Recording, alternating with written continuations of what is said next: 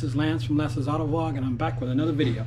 So, like I said before, if you like the content, please like, follow, subscribe, hit that post notification button, and we'll keep giving you great content. So, I'm going to give you a review on one of the amplifiers we do quite often in the family of the Audison family, is our SR amplifier. So, we have the SR 5.6 amplifier. It's a 5-channel amp. It's a 1,000 watt arm continuous. The rating on the amplifier is 75 by 4 and 300 by 1 at 4 ohms. 75 by 4. Let's go 115 by 4 and 550 at 2 ohms. 230 by 2 at 4 ohms and 550 by 1 at 2 ohms. We typically run this amplifier 4-channel. And we generally run the sub at 2 ohms. Some people do crazier stuff, but that amplifier is pretty simple. This amplifier, I should say, is pretty simple. So we run it in the regular configuration, 4-channel and mono, 2 ohms. And that's 4 ohms on the actual front and rear in most cases. So let's open the box up. Let's see what we got. So when you open up the amp, you're going to get the amp itself. It's a nice little foam package. You're going to get an owner's manual, the mounting hardware, the high-level input, the remote turn on with the remote channel out, and you're gonna get fuses, 2 fuses. So also, let's take this amp and let's see what it does as far as input goes, or I should say, just see how the amp looks on the outside with everything unpackaged. So when you take all the packaging off the amplifier, you're gonna find that it's gonna have a 8-gauge input,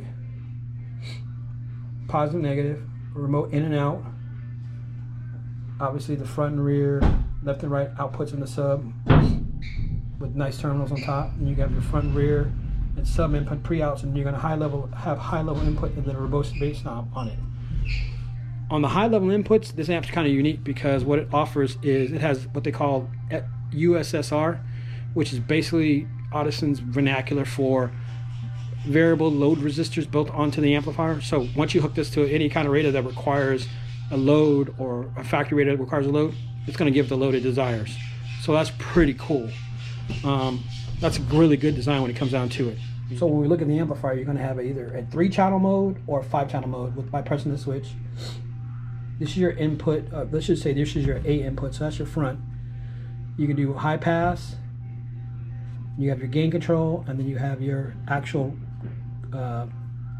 1 time to 10 times, and your high pass crossover. And I should say yes, your gain and your high pass crossover.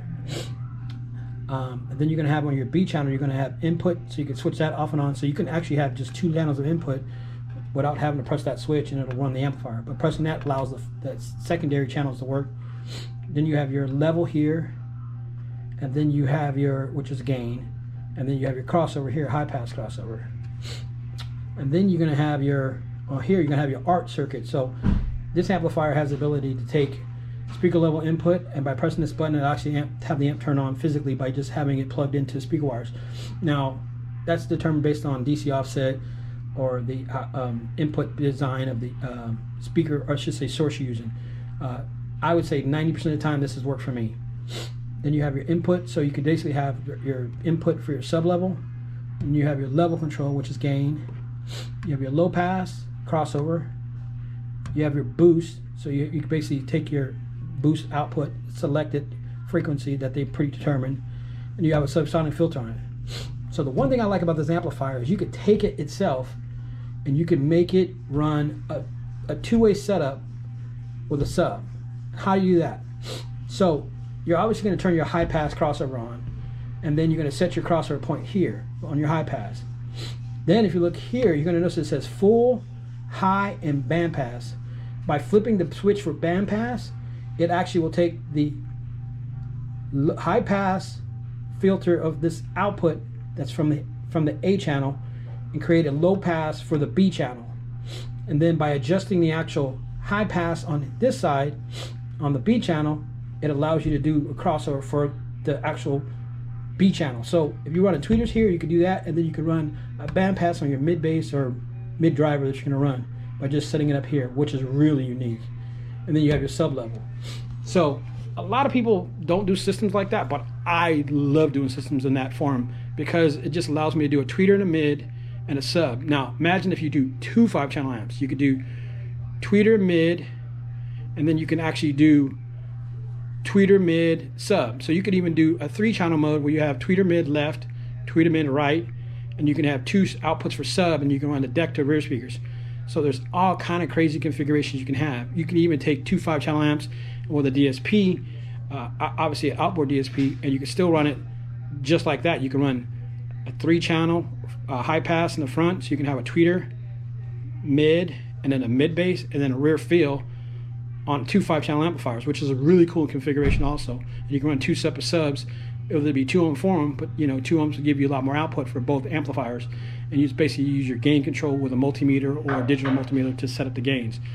Man, you can get it really going. So if you just, once again, this is my impression or my review of this amplifier. This amplifier is very outstanding. So like I said, it's black finish, matte, and then you have your shiny cover door that goes on top. Don't forget to follow, like, subscribe. Peace.